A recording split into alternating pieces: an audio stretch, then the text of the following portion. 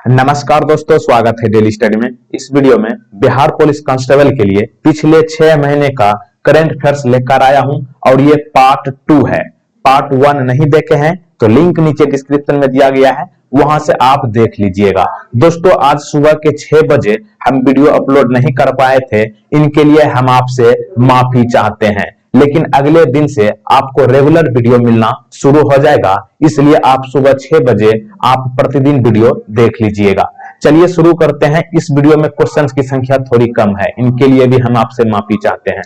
पहला प्रश्न है, who has been given the Rajiv Gandhi Khel Ratna award 2020, यानी कि राजीव गांधी खेल रत्न पुरस्कार 2020 किसे दिया गया है। वैसे आप चित्र से देख पाए होंगे, ये है रोहित शर्मा, यानी कि रोहित शर्मा को राजीव गांधी खेल रत्न पुरस्कार 2020 दिया गया है और इनके साथ साथ 3 और व्यक्ति को दिया गया है, जैसा कि आप चित्र में देख सकते हैं। इससे पहले हम लोग राजीव गांधी खेल रत्न पुरस्कार के बारे में थोड़ा जान लेते हैं। अच्छा, राजीव गांधी खेल रत्न पुरस्कार की स्थापना कब की गई थी? 1991 में।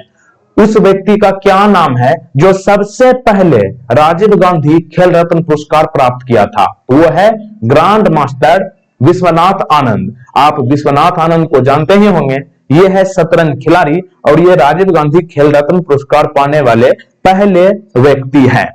अच्छा, सबसे कम उम्र के व्यक्ति जो कि राजीव गांधी खेल रत्न पुरस्कार से सम्मानित किया गया है, उसका क्या नाम है? तो उसका नाम है अभिनव बिंद्रा और इसकी उम्र 18 वर्ष थी जब इसे राजीव गांधी खेल रत्न पुरस्कार दिया गया। अच्छा, राजीव गांधी खेल रत्न पुरस्कार की घोषणा करने की तारीख क्या है कि राजीव गांधी खेल रत्न पुरस्कार किसको किसको दिया जाएगा, यानी कि अवार्ड देने की तिथि क्या है? 29 अगस्त। और 29 अगस्त से आपको कुछ याद आया? 29 अगस्त को भारत में क्या मनाया जाता है? तो 29 अगस्त को भारत में राष्ट्रीय खेल दिवस मनाते हैं। किसके जन्मदिन पर 29 अगस्त को राष्ट्रीय खेल दिवस मनाते हैं? मेजर ध्यानचंद के जन्मदिन पर। अच्छा, मेजर ध्यानचंद के बारे में आपको क्या पता है? तो देखिए, मेजर ध्यानचंद जो है हॉकी के जादूगर कहलाते हैं। हॉकी भारत का राष्ट्रीय खेल है और हॉकी का जादूगर मेजर ध्यानचंद को कहा जाता है और इसी के जन्मदिन पर 29 अगस्त को राजीव गांधी खेल रत्न पुरस्कार दिया जाता है। और 2020 में 4 व्यक्ति को दिया गया है। एक तो आप रोहित शर्मा को सब लोग जानते हैं, ये एक भारतीय क्रिकेटर है, लेकिन इनके अलावा और लोगों को भी तो आपको याद रखना होगा। सिर्फ आप क्रिकेटर को ही याद नहीं रखिए, आपसे दूसरा व्यक्ति का भी नाम पूछा जा सकता है। जैसे कि ये कौन है?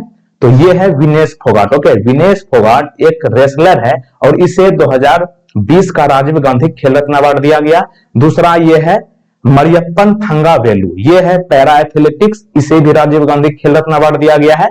और तीसरा है मनिका बत्रा, ये है टेबल टेनिस प्लेयर और इसे भी राजीव गांधी खेल रत्न पुरस्कार 2020 दिया गया है। और एक इंपॉर्टेंट प्रश्न, भारत का सबसे बड़ा खेल पुरस्कार कौन है? तो यही है राजीव गांधी खेल रत्न अवार्ड और इस 4 व्यक्ति को आप याद रखना है। ओके, आगे चलते हैं। Question number 2, Which port trust has been renamed as Shyama Prasad Mukherjee port trust, यानी कि किस पोर्ट ट्रस्ट का नाम बदलकर श्यामा प्रसाद मुखर्जी पोर्ट ट्रस्ट कर दिया गया है?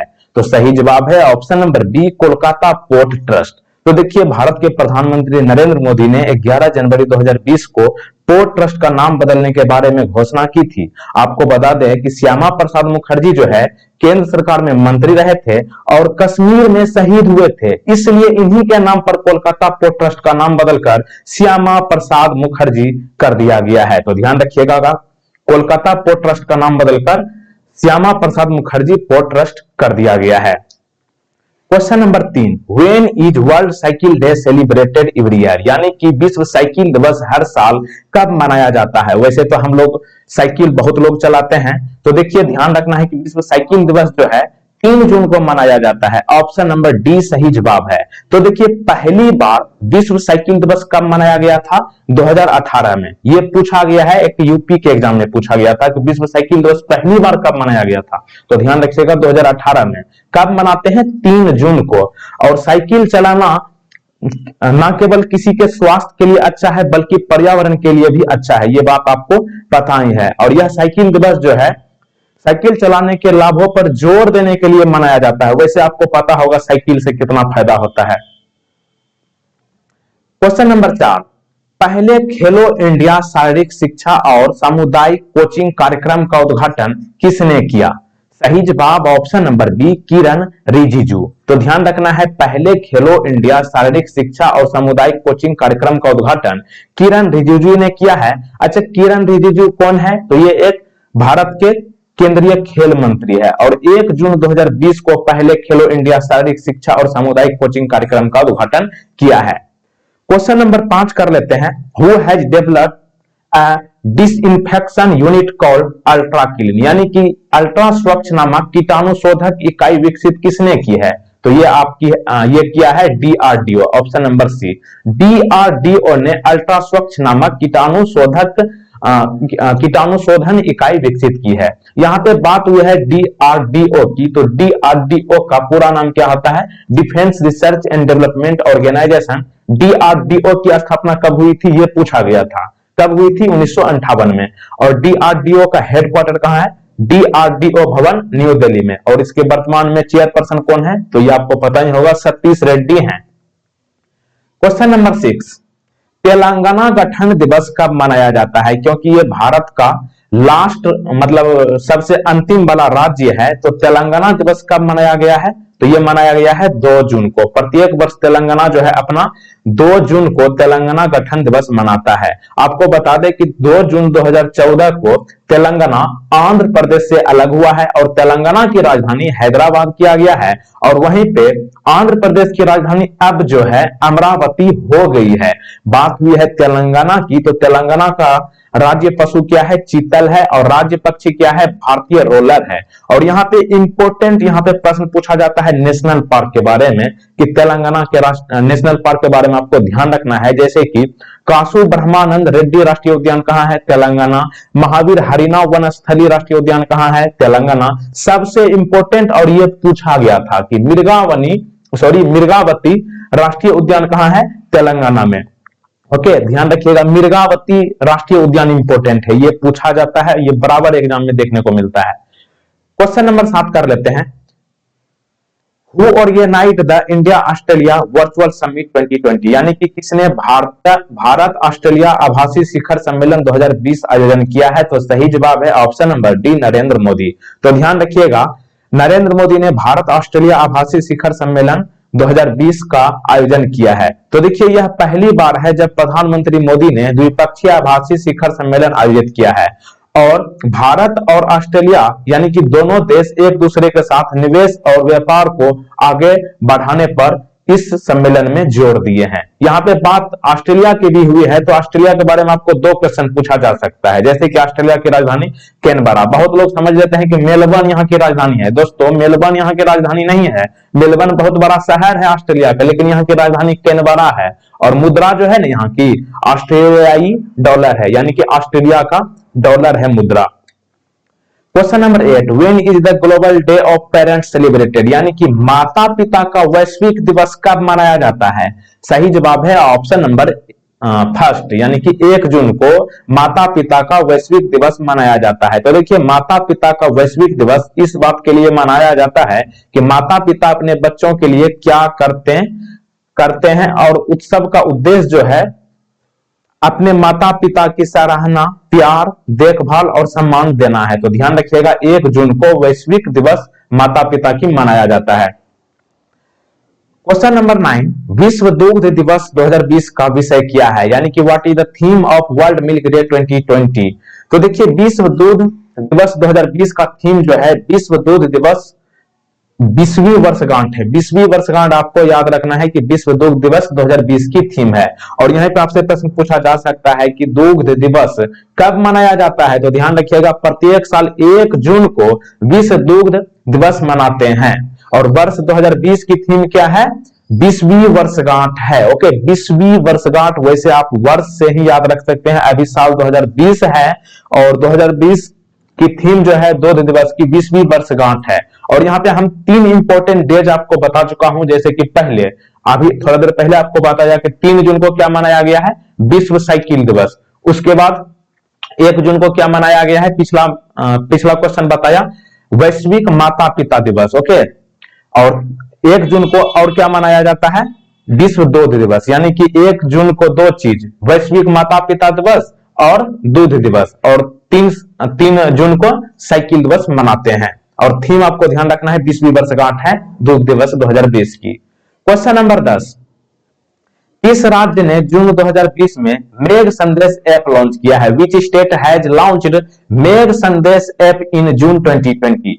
Right answer option number B, Karnataka is the right answer. तो देखिए मेघ संदेश ऐप जो है वास्तविक समय की जानकारी के साथ साथ बेंगलुरु में बारिश, बाढ़ और तूफान के अलर्ट पर पूर्वानुमान प्रदान करेगी। बेंगलुरु क्या है? बेंगलुरु कर्नाटक की राजधानी है। और यहाँ पे बात भी है कर्नाटक की, तो कर्नाटक से कुछ इंपॉर्टेंट क्वेश्चंस आपसे पूछे जा सकते हैं, जैसे कि कर्नाटक का राजकीय पशु क्या है? भारतीय हाथी है। राजकीय पक्षी क्या है? इंडियन रोलर है। और राष्ट्रीय उद्यान यहाँ पर नेशनल पार्क जैसे कि अंसी राष्ट्रीय उद्यान, बांदीपुर राष्ट्रीय उद्यान, बन्नेर घाटी राष्ट्रीय उद्यान, कुद्रेमुख राष्ट्रीय उद्यान और राजीव गांधी राष्ट्रीय उद्यान इंपॉर्टेंट है, क्योंकि राजीव गांधी राष्ट्रीय उद्यान का दूसरा नाम नागरहोल राष्ट्रीय उद्यान है जो कि कर्नाटक में स्थित है। और यहाँ पे कुछ इंपॉर्टेंट डैम है, यानी कि बांध है, जैसे कि अलमाटी बांध। प्रश्न इस तरह से पूछा जाता है कि अलमाटी बांध किस नदी पर है? कृष्णा नदी पर। कहां में है? कर्नाटक में। कृष्णा राजा सागर डैम है कावेरी नदी पर। तुंगभद्रा बांध है तुंगभद्रा नदी पर। और वाणी विलास सागर बांध है वेदवती नदी पर। और सुपा बांध काली नदी पर है। यहाँ पे दो इंपॉर्टेंट है, एक तो है अलमट्टी बांध, ये किस नदी पर है? कृष्णा नदी पर। कहां है?